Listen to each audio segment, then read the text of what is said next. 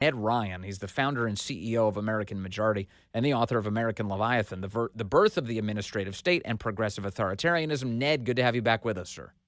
Yeah, great to be with you, Vince. Obviously, the last time I saw you, we were enjoying a lovely cigar We were. at the Daily Caller event. That was a blast. Man, the whole weekend, just incredible. I mean, yesterday, absolutely amazing from his inaugural speech, which was incredible, in which he just castigated again and again those that had tried to destroy him and also the insane policies they'd been pushing, and they couldn't do anything about it. Yes. And then, as you mentioned, just some absolutely incredible executive orders that I have to tell you, having read through some of them, I'm like, I could have written this. I love these so much. The only one I quibble with is obviously the TikTok one, but everything else, amazing. Yeah. Absolutely incredible. Well, that makes you a thinking, rational human being. You're allowed to disagree on occasion, but there is a lot of good here, clearly. Yesterday, President Trump, a tour de force. And in fact, I wonder to what extent, because I know you know a lot about this subject, the president can actually get about cleaning up the federal government. I mean, as we were going into these final weeks of the Biden administration, one of the unfortunate stories was that all these Biden people were trying to lay a bunch of landmines for the incoming Trump administration to make things difficult. How much was President Trump able to unwind some of that yesterday? So I'm telling people there's three really big buckets with a few on the side, but it was really these executive orders about border and immigration, energy, and then really the administrative state, in which, I mean, he re-implemented Schedule F. Right, you can reclassify some of these federal employees if they're fighting him on policy, anything that's related to policy, he can fire them. Yes, as the head of the Article 2 executive branch. F means the fireable. One I loved, the one I loved was dealing with the senior executive service, and people who aren't in DC probably aren't as familiar with the SES level, but it's really that level between the federal employees and the political appointees of the administration.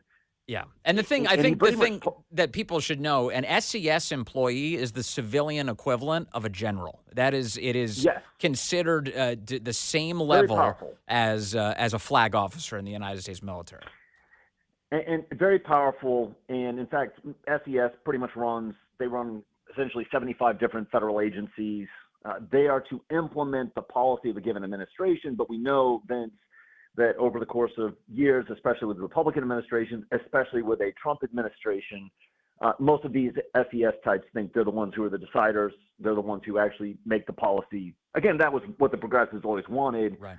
And Donald Trump is coming in and saying, hey, minor point, constitutional point here, as the head of the Article 2 executive branch, the president here, you're going to, at the SES level, do what I tell you to do. You're going to implement my policies. And if you don't, if we find you leaking information, if we find you fighting policy implementation, you will be held accountable. There will be consequences.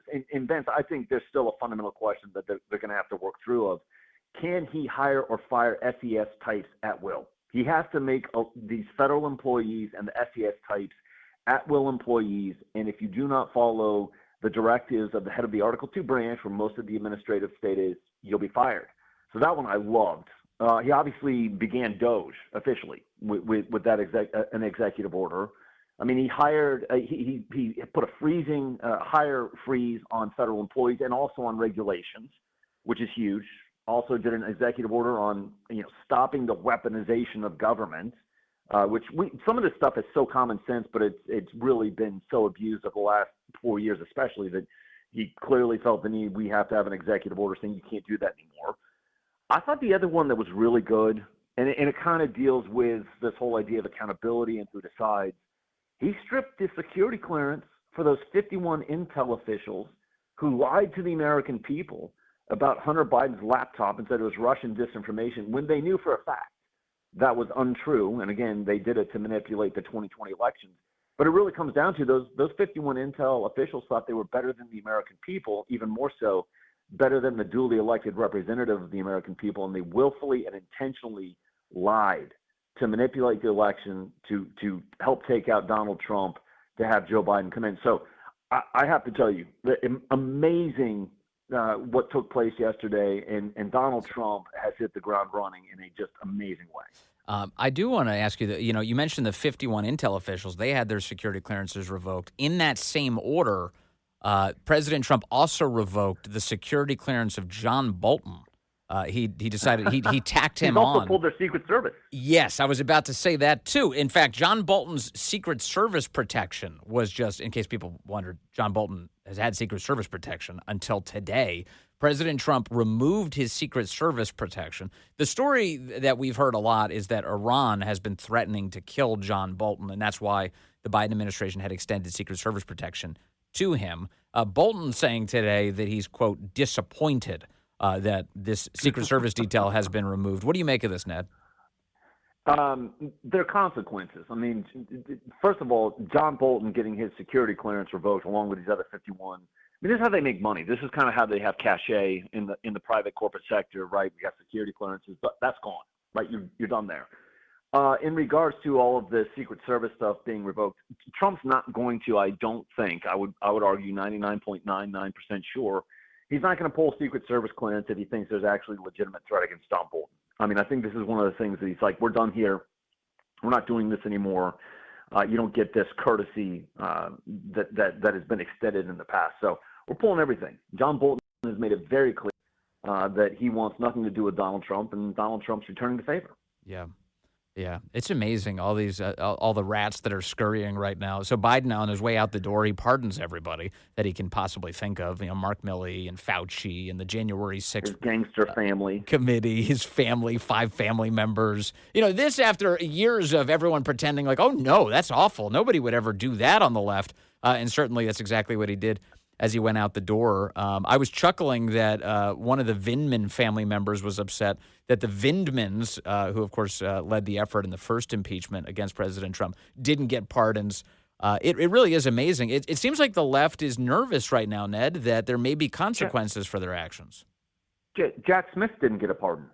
I mean, that to me was probably one of the more interesting ones, Vince, that Jack Smith, who I think, based off some reports, wanted a pardon, did not get one. Which tells you, again, he never would fully admit to it, but the whole purpose of Jack Smith and his witch hunt was to try and make sure that Donald Trump did not run and win the White House again. I think Biden was mad. I think Biden was mad that he failed in that 100% mission. 100% he was mad. Yeah, 100%. I think it was bitter vindictiveness from Biden towards Jack Smith that you failed. You failed in what we wanted you to do and make sure that Donald Trump did not take the White House back. And you failed miserably, and no, you're not going to get a pardon. No, I think there are a lot of people that should be highly nervous. And I want to make it very clear. People are like, oh, Donald Trump's going to be out about retribution.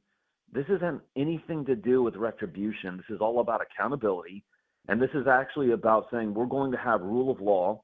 We're actually going to have consequences for bad behavior. And I was talking with somebody recently in which I said, the problem that we have is because nobody actually went to jail over abusing the FISA process warrant by using a fake dossier to secure 4 FISA warrants to essentially try and take out and undermine a duly elected president. And because of that, I think that led to the political lawfare, which was even just a gross abuse of the DOJ and the FBI, and I would argue coordinated in many ways by the Biden White House, to use powerful entities that are supposed to uphold the rule of law as political weapons to take out Donald Trump. And so I think for this if you do not have consequences and accountability, then next time will be even worse. So and so I think there's got to be a dozen people or a couple dozen people that actually bear the consequences and actually maybe even potentially serve prison time. How much of a difference does it make that the people who are coming into this administration, many of them have been on the receiving end of the very tyranny that you're talking about? So President Trump, of course, right at the top of the list. But I think, Kash Patel was subpoenaed and hauled in and treated like garbage by the federal government. You also, in the January 6th committee for that matter, you've got people like Pete Hegseth, who was treated as an extremist as a member of the National Guard because he had Christian tattoos. You have Tulsi Gabbard, who was tracked by U.S. air marshals as if she was some sort of terrorist. You have RFK Jr., who was censored by the United States government for expressing views that didn't align with the Biden administration's agenda. It is like the list is pretty endless, and these people are all going into positions of power, of importance. What role do you think that is going to play in righting this ship? I think it's going to be a huge impact. I mean, let's not forget there's also a lot of senior White House officials, Susie Wiles. I know for a fact some of the deputy chiefs of staff were also targeted, subpoenaed, and harassed. Yes. So I think all of the experiences over the past 4 years are going to inform them as to the next steps.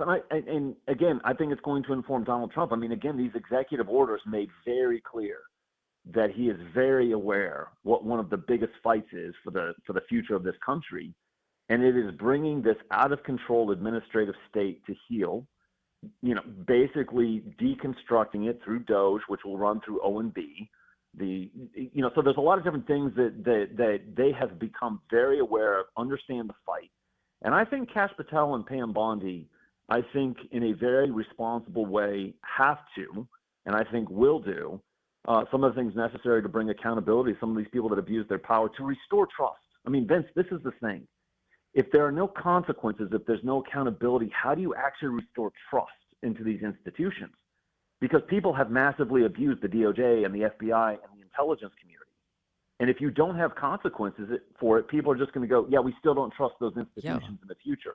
To restore trust, there have to be consequences and there has to be accountability. And even if somehow Fauci does, evade consequences because of this pardon that Biden provided to him, that doesn't mean everyone else around him couldn't be subjected to a vetting and scrutiny that they probably deserve. Like Peter Daszak at the EcoHealth Alliance. Yes. And these guys who were involved in picking Wuhan and building these freak viruses, and one of which apparently just got released on the planet. I do think that seems ripe for a criminal investigation to get to the bottom of it.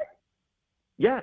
And most importantly, you have to do this so that someone in the future or people in the future don't go, well, there weren't consequences in the past, they'll do something even more egregious. No, you have to be able to go and look back and say, these people did this, look what happened to them. They went to prison, they had security clearances revoked. Quite frankly, their careers were destroyed because of their massive abuse of power. I mean, we have to have some examples here to go, can't do this, and if you do it in the future, this is what's going to happen to you. And I think that's going to have a chilling effect on the abuse of governmental powers. And again, yes, Trump did an executive order specifically about the weaponization of government. And so I think he's setting the tone, and I hope Pam Bondi and Kash Patel and, Ratcliffe and Tulsi and all these others that have the ability to do so start having accountability inside of these departments and agencies. I hope so too. Do you think everyone around Trump and who are tasked with advancing this agenda will be able to find that backbone to fight hard? Because I'll just give you an example of something I've kind of noticed in the air in the last 24 hours. President Trump granted these pardons for thousands of January 6th political prisoners yesterday. And I've noticed that there's something of a throat clearing going on among Republicans, or they don't really want to talk about it that much, or they want to talk about something else. And there's not actually a bunch of forceful defenses being made, which I'm annoyed by, because I think you can mount a very forceful defense. Do you think that we'll see, hopefully, some more testicular fortitude going forward? Well, it's going to come from Donald Trump himself. I mean, he's going to have to inject a spine and a backbone, not so much into the people that he's nominating. I mean, he has gone out in a specific way. I think Pete Hegseth is SecDef, has got the backbone necessary. Kash Patel, the backbone and the courage necessary. Pam Bondi, I think he's going to have to instill courage into a lot of Republicans on Capitol Hill in the House and the Senate. Yes. And I love what he did with January 6th. I was calling for this. I mean, I called for it on Tucker's podcast and said he has to pardon all of them. You know, he commuted the sentences of 14, and the rest were full pardons. I would assume maybe in the future he's going to get full pardons to the other 14 or so. He said he's going to look at that. I loved it. Yeah, I loved it because what took place on January 6th was an egregious abuse. I think it was a manipulated setup. And then what they did, and I would remind people, what took place with those 1,500 people was meant to have a chilling effect. If you dare to challenge the system, this is what will happen to you. It is a gross abuse of our justice system. And I'm very happy that Donald Trump did this. And I hope that he looks at the other Republicans and go, I hope you know what time it is. We are fighting for the future of this country. We're fighting for the future of the republic. This is not a time to be mealy-mouthed or weak-spined. The fight has been joined. They have already declared war on us. Yeah. It's time for us to fight back, and the fight is worth it. I love it. Ned Ryun, it was great sharing a cigar with you the other day, and it's great to have you on the show today. Loved it. Nice talking to you again. Thank